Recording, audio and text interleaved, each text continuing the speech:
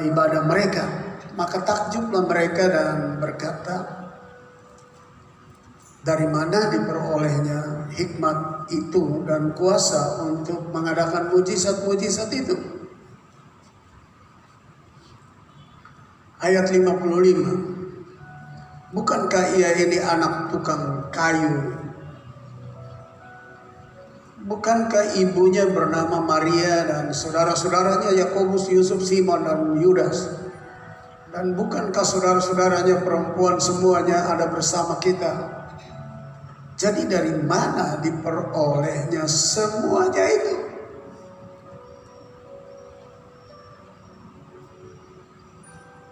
Lalu mereka kecewa dan menolak dia. Maka Yesus berkata kepada mereka, seorang nabi dihormati di mana-mana kecuali di tempat asalnya sendiri dan di rumahnya. Dan karena ketidakpercayaan mereka, tidak banyak mujizat diadakannya di situ. Saya berikan sedikit keterangan mengenai apa yang sebenarnya tersirat di dalam kisah ini.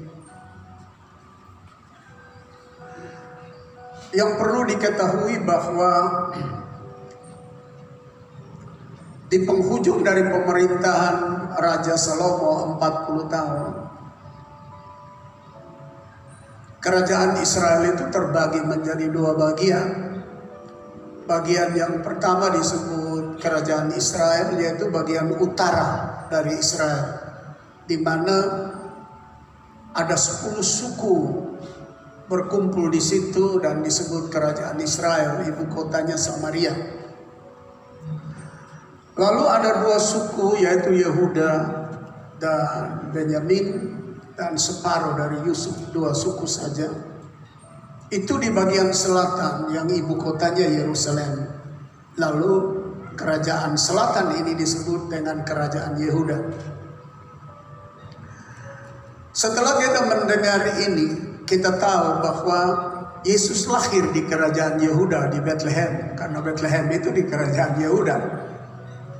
Kalau begitu, keberadaan Yesus di Nazaret adalah pendatang.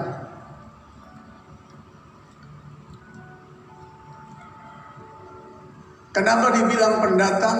Karena memang ibu kota tempat kelahirannya di Bethlehem. Waktu pulang dari Mesir setelah malaikat Tuhan bilang bahwa Herodes cari anak itu dalam Matius pasal 2 itu, pasal 1 dan pasal 2 itu,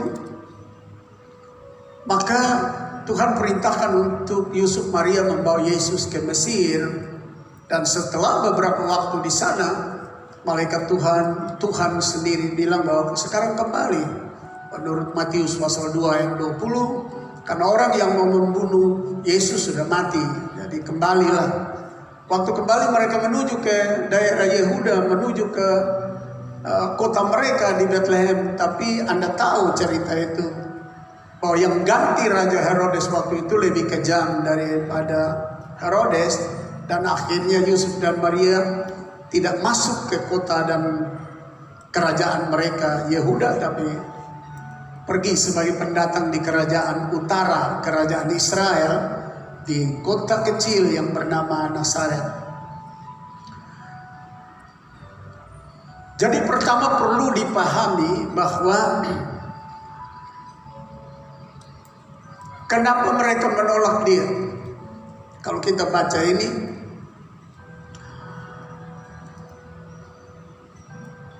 kita menemukan bahwa mereka menilai bahwa Yusuf, Maria, dan Yesus dan saudara-saudaranya adalah pendatang di situ. Tidak layak bagi seorang pendatang memiliki pengaruh, pengetahuan yang begitu hebat. Biasanya penilaian terhadap pendatang itu karena dia susah di negerinya, melarat di negerinya, jadi dia coba memperjuangkan hidupnya di negeri orang lain. Jadi dia termasuk orang kelas 2 di situ. Bukan keturunan orang yang asli di tempat itu. Mungkin itu satu alasan ketika Yesus muncul sebagai seorang yang memiliki pengaruh, mereka rasa disaingi. Saduki, Farisi, ahli Taurat, orang-orang di sana, sampai mempengaruhi juga keluarganya. Karena satu budaya dalam kelompok Yudaisme, ketika imam, ahli Taurat, Saduki sudah ada pada posisi menentang seseorang, keluarga tidak boleh di pihak orang yang ditentang, meskipun itu anaknya, sebab pasti diusir keluar dari negeri itu, pasti dibuang keluar dari sinagog atau ditolak dalam perhimpunan kelompok orang-orang yang beribadah.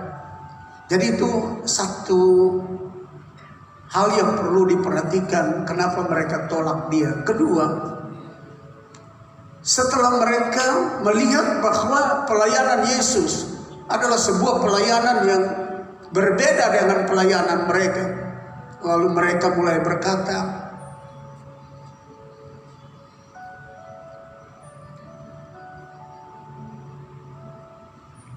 dari mana dia dapat itu pengetahuan? Masa orang pendatang punya kesempatan untuk bisa dapat pengetahuan yang begitu hebat? Karena Yesus ngomong penuh hikmat, kearifan, penuh kebijaksanaan. Lebih daripada itu, pengetahuan yang Yesus sampaikan dalam pengajarannya jauh melampaui Farisi, Saduki, ahli Taurat, imam besar. Sampai orang takjub. Firman Tuhan mengatakan, maka takjublah mereka karena pengajarannya beda dengan Farisi, Saduki, ahli Taurat yang jebolan dari Universitas Gamaliel, universitas yang sangat terkenal, rabi-rabi atau guru-guru besar yang menangani mereka sampai mereka bisa keluar sebagai imam besar, sebagai ahli Taurat, sebagai Farisi, Saduki. Lalu mereka bilang, Yesus sekolah di mana? Pendatang bisa peluang sekolah yang baik di mana? Biaya sekolah cukup mahal. Dengan guru-guru besar, seperti contohnya salah satu Gamaliel, itu bukan biaya sedikit. Lalu kami sudah jebolan dari universitas atau fakultas Gamaliel itu. Lalu kok kita ngomong tidak secerdas dia, kita bicara tidak secerdas dia, seindah dia, sehebat dia. Dia ngomong penuh wibawa, penuh kuasa, pengetahuan yang sangat luar biasa.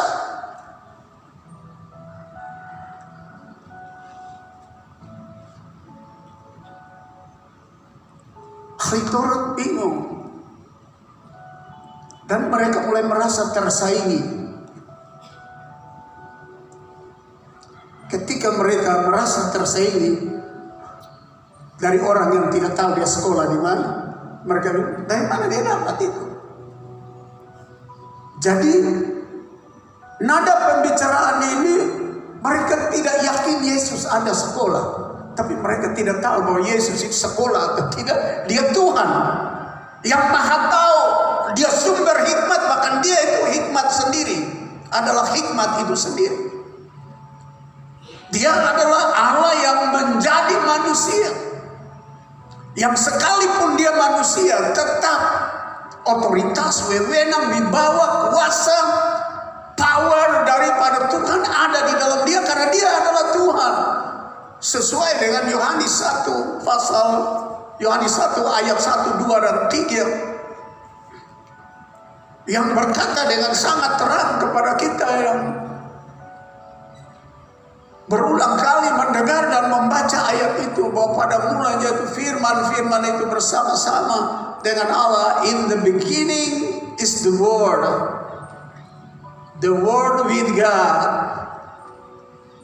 Verse 2, the Word is the Lord, the God. Verse 3 ayat 3, without Word become flesh. Without Word that is Lord, everything not created Jadi ayat 1, 2, 3 dan pada mulanya adalah Allah. Firman, pada mulanya adalah firman bersama-sama dengan Allah. Bahwa firman itu adalah Allah. Tanpa firman atau Allah itu, firman yang menjadi Allah itu tidak ada sesuatu yang tercipta. Dia Allah, tapi mereka tidak mengerti, mereka tidak tahu itu. Mereka hanya tahu dengan penyebutan. Dia mama nama Maria. Dia punya saudara-saudara yang kita tahu, nama Yakobus, nama Yusuf, nama Simon, nama Yudas. Saudara perempuannya ada di tengah-tengah kita. Mereka tahu sejauh itu, sebatas itu, dan mereka pendatang.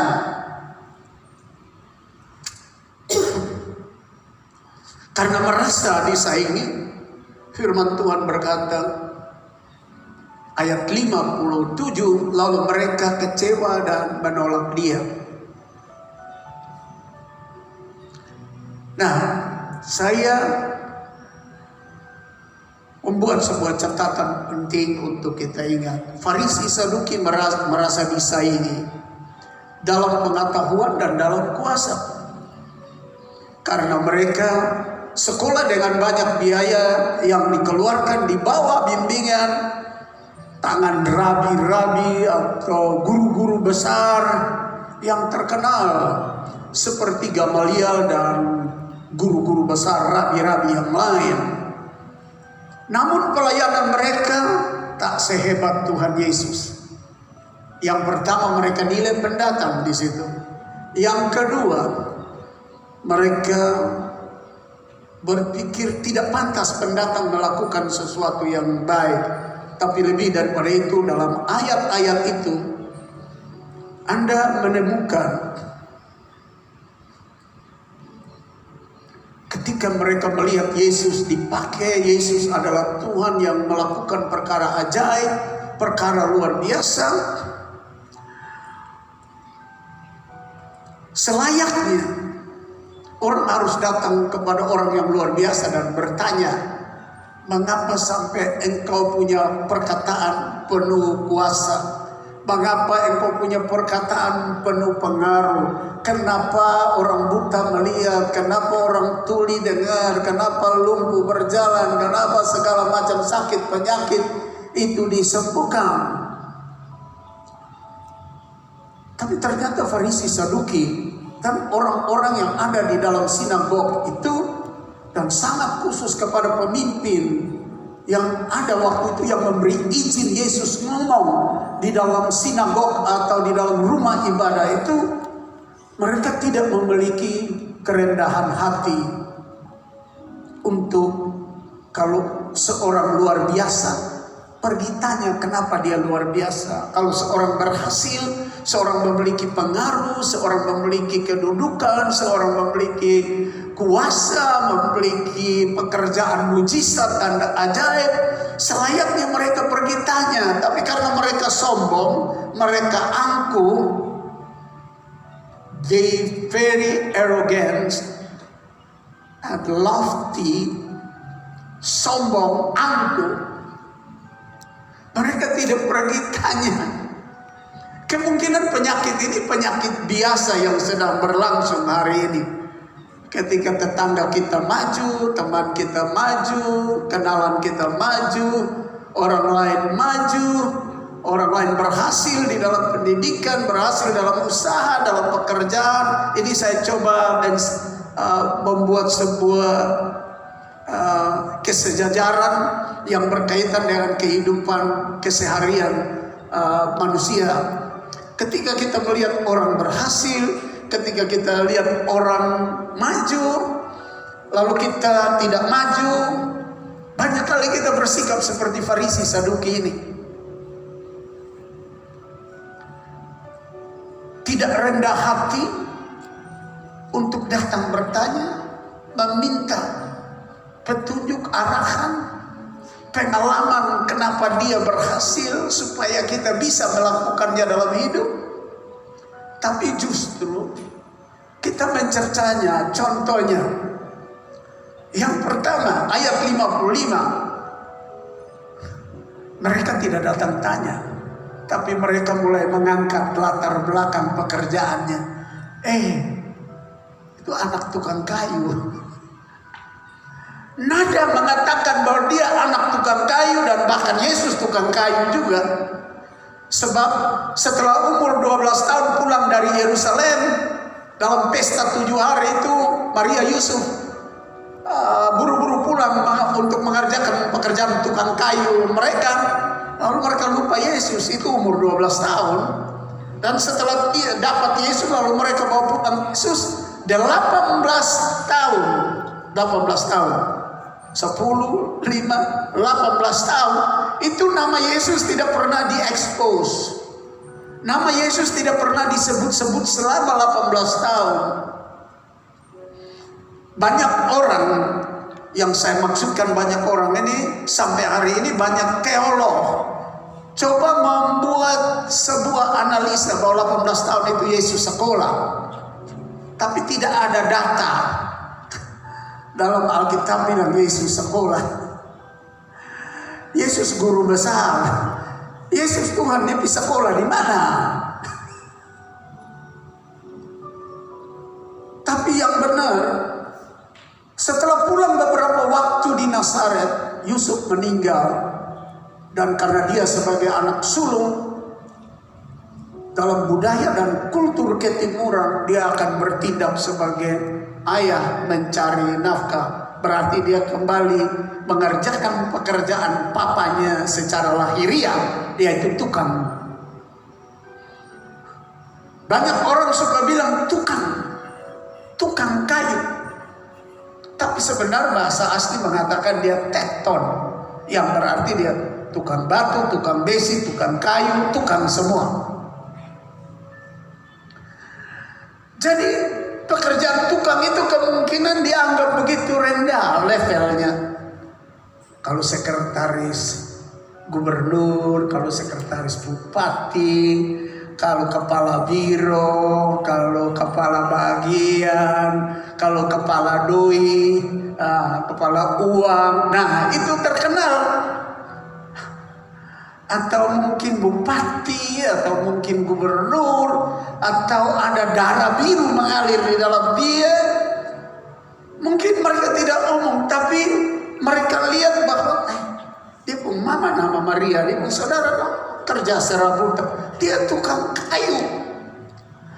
Dari mana tukang kayu punya kesempatan sekolah lalu punya pengetahuan begitu hebat, bicara penuh wibawa, penuh kuasa, bikin mujizat, tanda heran? Mustahil, pasti dia pakai setan. Maka itu yang lain mengatakan, mereka bilang bahwa Yesus sembuhkan orang, Saduki Farisi bilang dia pakai kepala setan, dia pakai kepala Baal Zebul menyembuhkan orang, karena mereka tahu bahwa Yesus tidak sekolah. Nah kalau Yesus tidak sekolah, dia tidak sekolah, lalu ngomongnya dia lebih hebat dari kita, bicaranya penuh hikmat, pengetahuan, bukan saja penuh kearifan, tapi kuasa, bikin mujizat, tanda heran. Kan ini menyaingi mereka yang jebolan dari fakultas Gamaliel, yang dapat jabatan imam besar, ahli Taurat, Farisi, Saduki.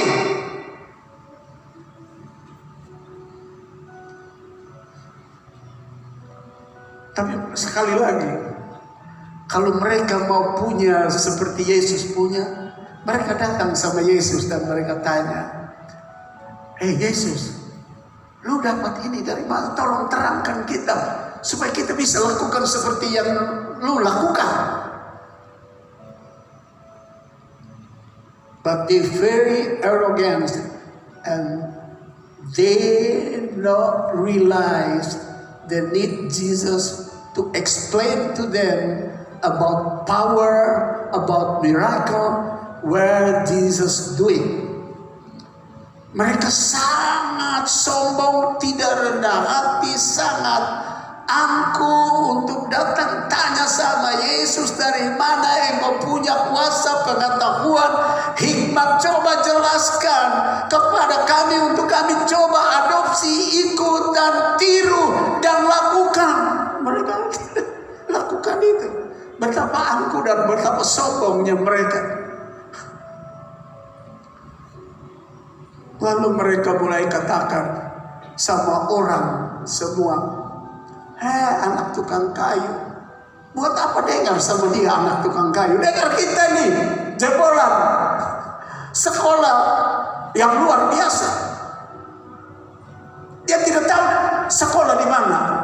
Tidak tahu dia dapat ini dari mana. Itu sebabnya sekali lagi mereka bilang, dia bicara, dia mengadakan pelayanan pakai setan, kepala setan, menyembuhkan orang, bikin mujizat. Bapak Ibu saudara-saudara, kalau kita lihat orang lain dipakai Tuhan, diberkati, lebih baik kita rendah hati, tak usah gengsi, tak usah angkuh, tak usah sombong. Karena semua kita ini tidak tahu semua.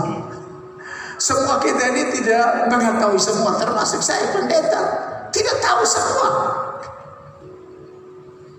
Ya kalau panggil saya khotbah, ya saya tahu khotbah.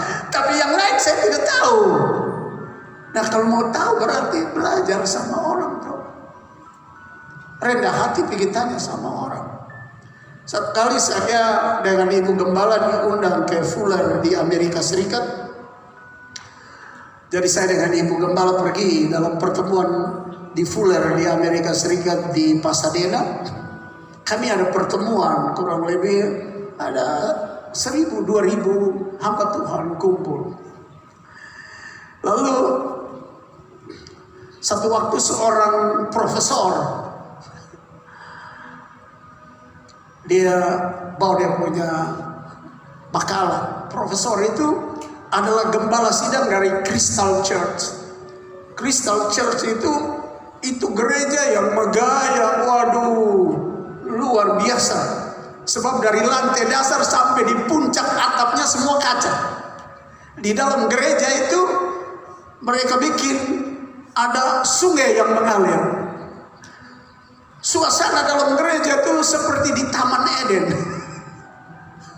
Wah menarik, kami dibawa ke gereja itu untuk lihat. Satu waktu dia bawa makalahnya. Lalu dia beri kesempatan semua orang tanya. Lalu ada hamba Tuhan dari negara lain tanya, lalu dia jawab. Ada yang tanya, dia bilang maaf, saya tidak bisa menjelaskan itu. Lalu saya tanya sama dia, Reverend, are you not professor? We know if professor, he know everything. Saya bilang, yang terhormat Tuan Pendeta, bukankah Anda profesor? Dan menurut kami seorang profesor tahu semua. Lalu dia jawab, nothing. Dia bilang, tidak mungkin seorang profesor tahu semua. Saya profesor di bidang saya, tapi di bidang lain saya tidak tahu. Maka itu ada jawaban yang saya tidak bisa jawab. Waktu itu terus terang saudara, waktu itu saya masih omong kasarnya masih sombong, masih angkuh. Apalagi sudah beberapa kali diundang ke luar negeri, pergi ke luar negeri. Saya ingat berkhotbah di beberapa tempat di luar negeri, ribuan orang hadir.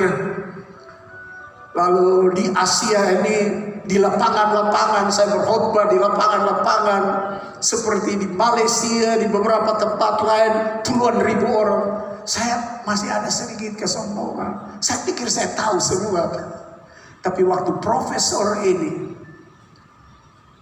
dia jawab begitu, saya tunduk, saya malu diam-diam dalam hati saya. Ternyata seorang profesor berani jujur bahwa dia tidak tahu semua. Siapa lu John Ado yang bangga sombong tahu semua? Kita perlu belajar dari orang.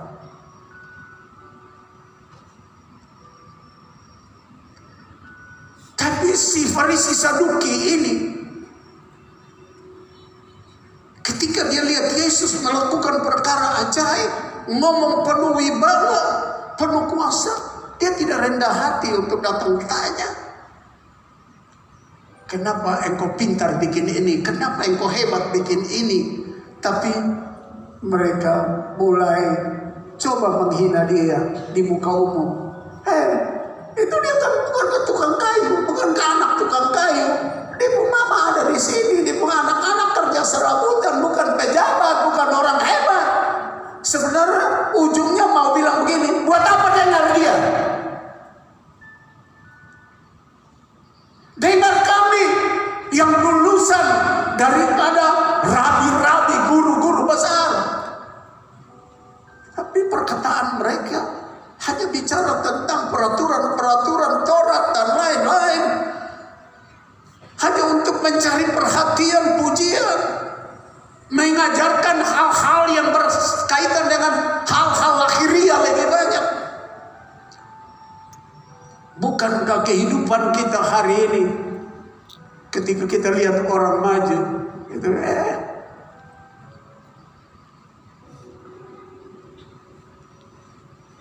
anak kampung itu.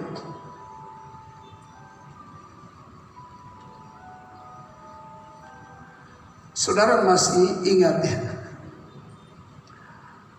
Atau nonton di YouTube atau di WhatsApp ada dimuat, atau di Facebook mengenai Aussie Taylor yang menjadi Menteri Keuangan Amerika Serikat di zaman Jimmy Carter. Anda tahu bahwa di mama itu idiot, buta, tuli, lalu ada laki-laki kurang ajar. Siapa yang picabuli di mama dalam keadaan buta, tuli, idiot. Lalu mamanya mengandung melahirkan Aussie Taylor. Hidup menderita sengsara. Waktu Aussie mulai mengerti hidup, memperjuangkan hidup, cari makan, cari minum untuk bisa kasih makan di mama yang idiot, yang buta, yang tuli itu, yang sudah melahirkan dia tidak tahu siapa papanya. Waktu sengsara seperti itu tidak ada orang gubris omong apa-apa. Di waktu Jimmy Carter menjadi presiden, lalu dia sudah selesai sekolah, si Aussie, lalu dia dikenal sebagai perempuan cerdas. Dia ditarik menjadi Menteri Keuangan Amerika Serikat, menjadi staf di parlemen. Anda tahu, mulai orang bilang, mulai expose di surat kabar, tidak datang belajar sama dia. Kenapa sampai you bisa anak idiot, anak dari mama idiot, buta tuli, anak bastar, anak sina, sampai lu bisa jadi Menteri Keuangan buat Amerika Serikat, negara adidaya seperti ini. Tapi mereka bilang apa? Muat di surat kabar, cerca, telepon kepada presiden. Dia pun mama itu tuli, buta, idiot. Itu Aussie bukan orang hebat. Kenapa dia mesti jadi Menteri Keuangan yang di atas dolar? Anda lihat ada tulis Aussie Taylor, itu dia. Ketika orang melihat orang berhasil, bukan rendah hati lalu pergi tanya, bagaimana sampai lu berhasil? Bagaimana sampai lu maju? Bagaimana sampai lu berhasil? Tapi waktu orang ada di puncak yang hebat itu, mereka tidak datang dan tanya, belajar supaya bisa sama, atau paling kurang melampaui, atau paling kurang di bawah dia, atau sama dengan dia, atau lebih daripada dia. Tapi mulai omong dia punya kehidupan. Dengan tujuan apa? Parlemen pecat dia, parlemen tolak dia, karena dia tidak selevel duduk di parlemen, karena dia anak haram.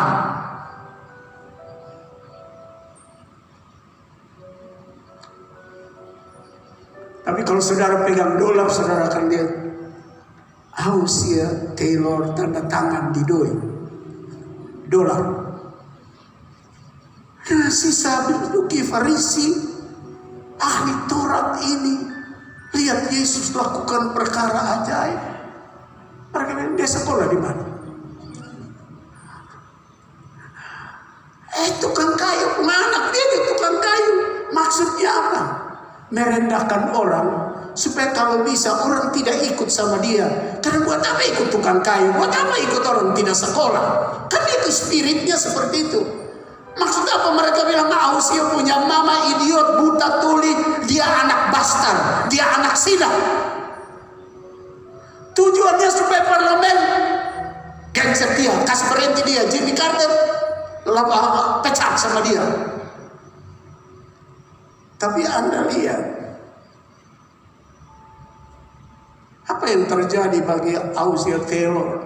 Dia menyelesaikan tugasnya sampai hari ini orang mengenal seorang anak Sina, seorang anak yang tidak tahu dia bapak siapa, dari mama yang tuli buta idiot jadi menteri duit.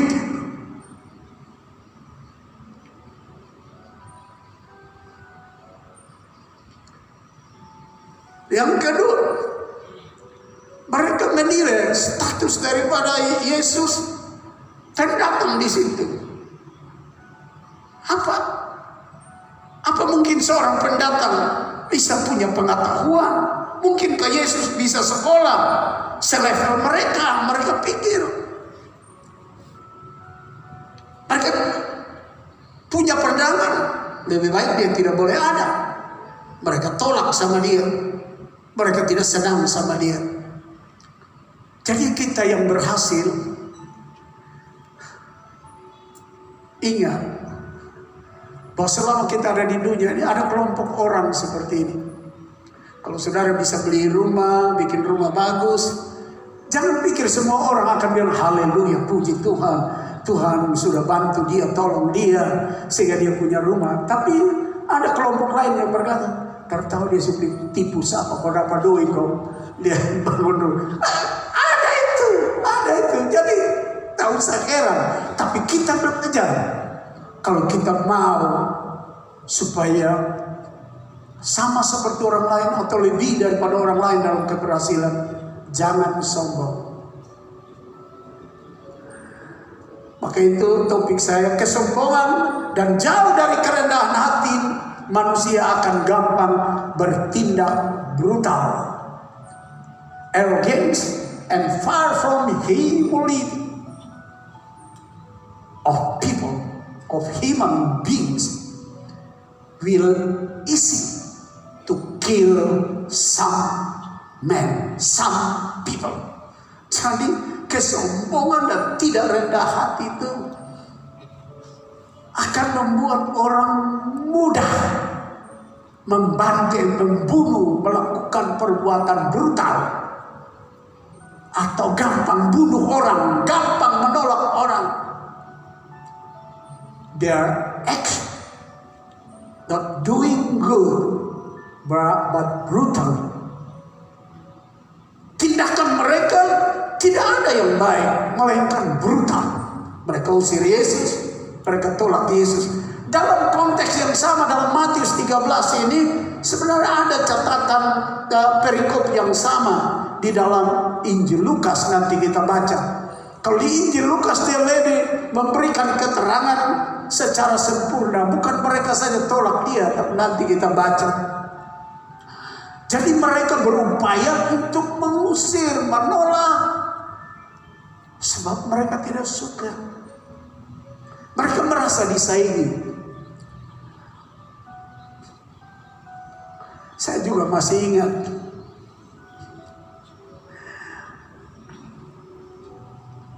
waktu saya bertobat, kan saya anak nakal dulu toh. Lalu saya punya papa juga membesarkan kami ini dari uang judi. Saya punya papa jago main top, main judi.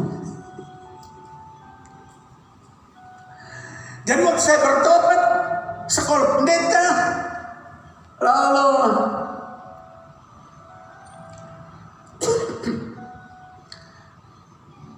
dikirim jadi pendeta di Belu, di Atambua. Waktu mau berangkat, ketua sinode yang gemit waktu itu, yaitu Bapak Raja Haba, datang jemput saya di rumah di sini pagi-pagi jam 5 untuk berangkat ke Belu. orang kampung ini dengar.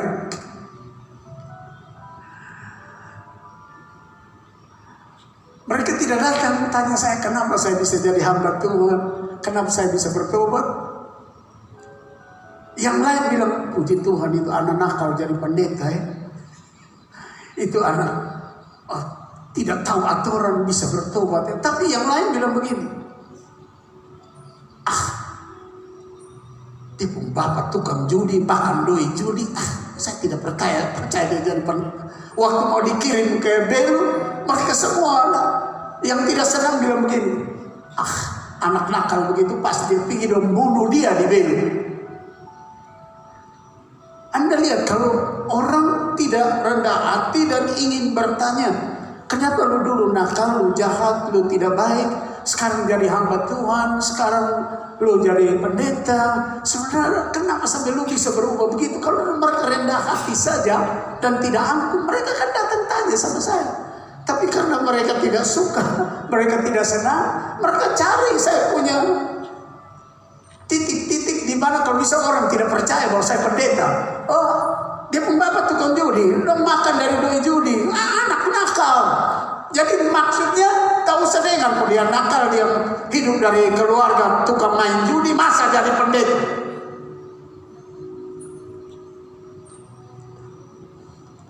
For man is impossible, but for God that is possible. Bagi manusia tidak, tapi bagi Tuhan mungkin. Tidak mungkin bagi manusia, tapi bagi Tuhan mungkin. Jadi kadang-kadang Tuhan mengubah kita.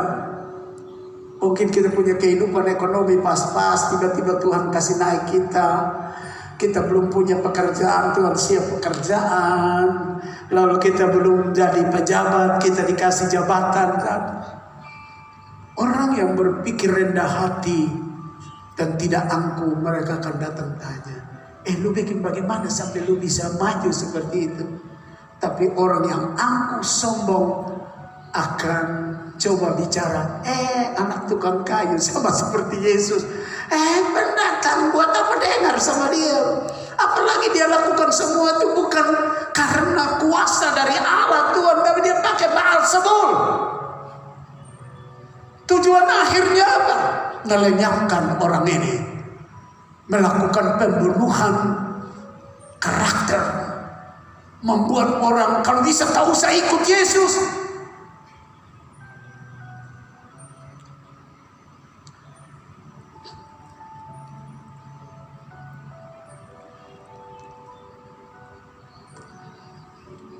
Apalagi mereka berkata dalam Yohanes 12 ayat 19, maka kata orang-orang Farisi seorang kepada yang lain, tokoh-tokoh ini kepada seorang, kepada yang dari seorang kepada yang lain, kamu lihat sendiri bahwa kamu sama sekali tidak berhasil. Kamu jebolan dari fakultas Yudaisme, kamu dikenal sebagai Farisi, Saduki, imam besar, ahli Taurat. Kamu tarik siapa? Kamu dapat siapa? Bahwa kamu sama sekali tidak berhasil. Jadi mereka sendiri saling ngomong satu dengan yang lain. Kalau tahu tidak berhasil, pergi tanya orang yang lakukan sesuatu berhasil. Pergi tanya sama Yesus yang lakukan sesuatu berhasil. Tapi nanti kita lihat apa tindakan mereka. Seluruh dunia datang mengikuti dia. Mereka mengakui itu. Tapi karena mereka tidak rendah hati, mereka sombong, angkuh dengan gelar mereka rabi, gelar mereka imam besar, ahli Taurat, Farisi, Saduki, tokoh agama.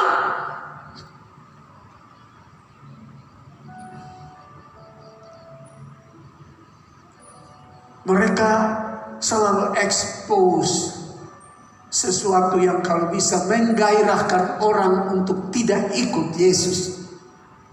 Mereka bilang dia anak tukang kayu, pendatang. Lihat dia pun keluarga kerja serabutan, bukan turunan bangsawan, bukan turunan orang hebat.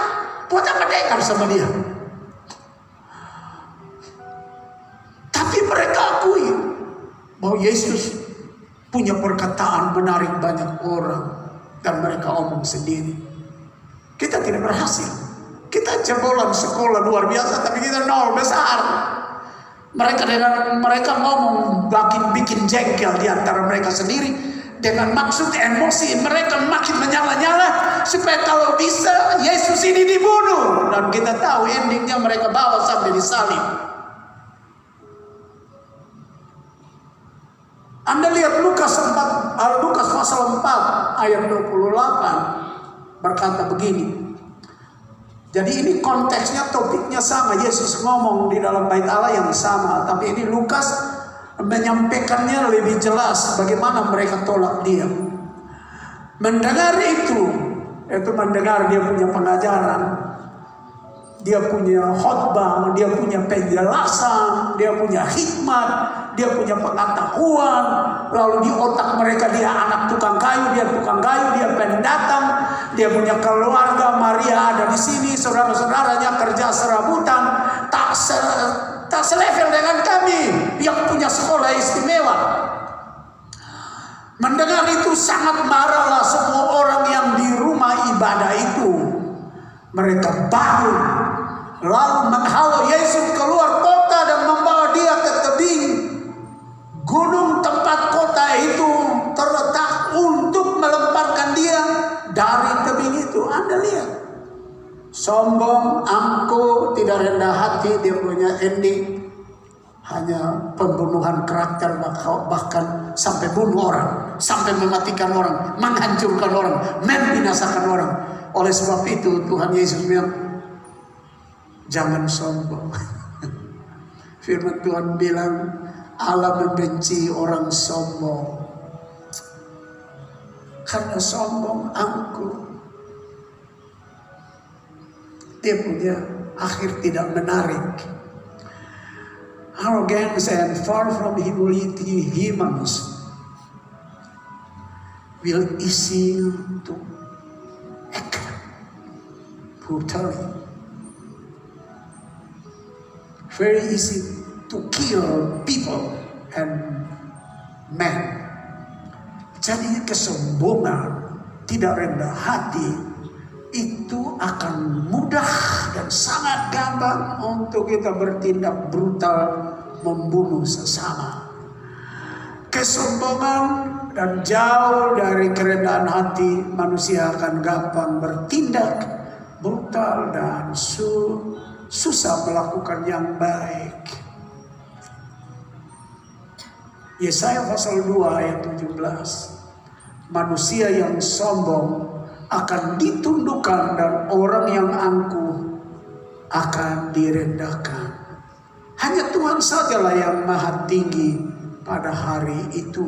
Amsal 16 ayat 5. Setiap orang yang tinggi hati adalah kekejian bagi Tuhan.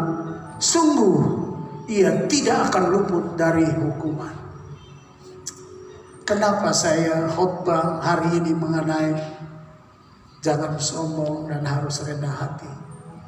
Sebab sombong, kita tahu cerita kesombongan, keangkuhan dari Farisi Saduki. Mereka merendahkan orang, mereka meremehkan orang, mereka anggap orang lain orang kelas 2 di sekitar mereka. Sebab mereka anggap Yesus dengan keluarganya pendatang di Nazaret. Orang kelas 2, masa bisa punya pengaruh seperti itu? Orang banyak ikut sama mereka.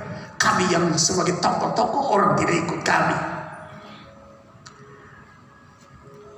Dan mereka berupaya sampai berakhir Yesus ditangkap di Getsemani. Dan penalti yang mereka tuntut adalah disalibkan. Selama kesombongan dan keangkuhan dalam kita, mau atau tidak mau, kita punya tindakan selalu mematikan orang lain, membinasakan orang lain, menghancurkan orang lain. Tidak ingin orang lain angkat kepala. Kita lebih suka kita muncul, orang lain mati. Karena itu Bapak Ibu saudara-saudara yang saya kasih dalam Tuhan Yesus Kristus, mari kita berdoa minta Tuhan tolong, karena kita semua manusia, kita tidak bisa menyangka, semua kita ada punya benih kesombongan. Entah sombong nyata atau sombong sembunyi, semua kita punya. Kita tidak bisa menyangkal itu.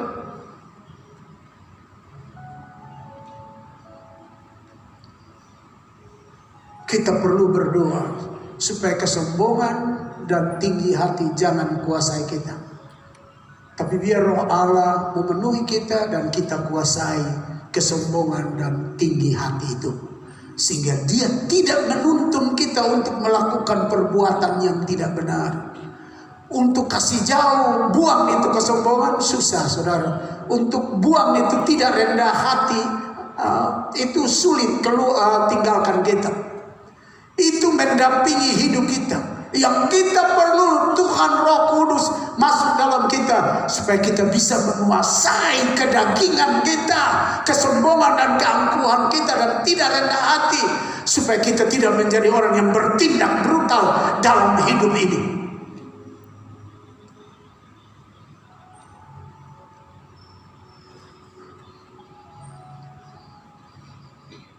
Sekali lagi, kesombongan, keangkuhan, tidak rendah hati, tidak bisa hilang dari hidup manusia. Biar lu pendeta, lu pengkhotbah, lu sudah jadi anggota gereja puluhan tahun, tetap itu benih ada.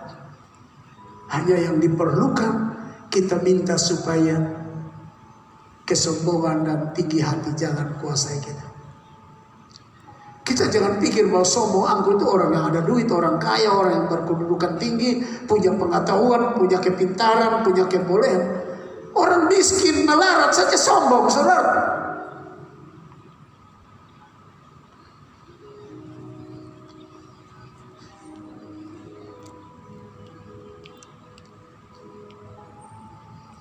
Ada banyak contoh di sekitar kita yang kita bisa lihat bahwa ternyata sombong ini bukan berlaku buat orang kaya, orang berpendidikan, orang yang they have, orang yang jet set, tapi sampai bambungan pun sombong. Orang melarat pun sombong. Ada, semua orang ada itu.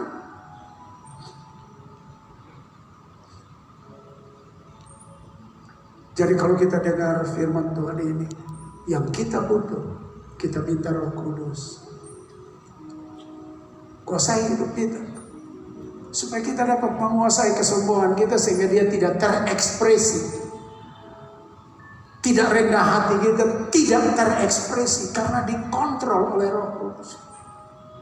Saya ingat 40-50 tahun yang lalu Pastor Pormes Ais itu datang buat KKR di Pulau Rote. Waktu itu gempar seluruh Rote, 18 kerajaan itu kumpul dengan pelajaran sederhana, yaitu 4 hukum rohani.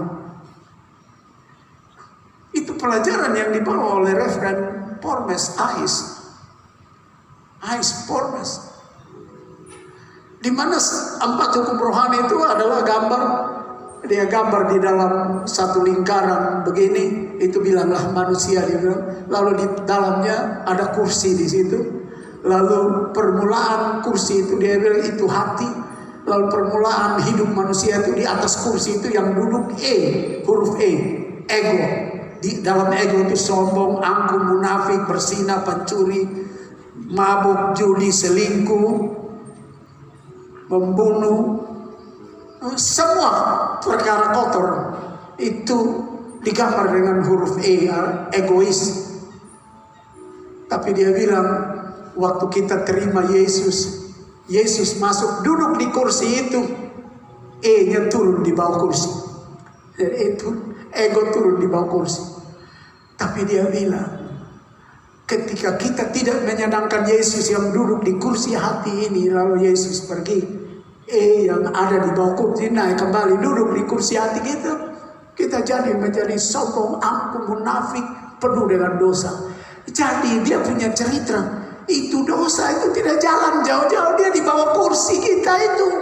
Kalau Yesus yang duduk di kursi hati kita, dia geser, dia naik, duduk.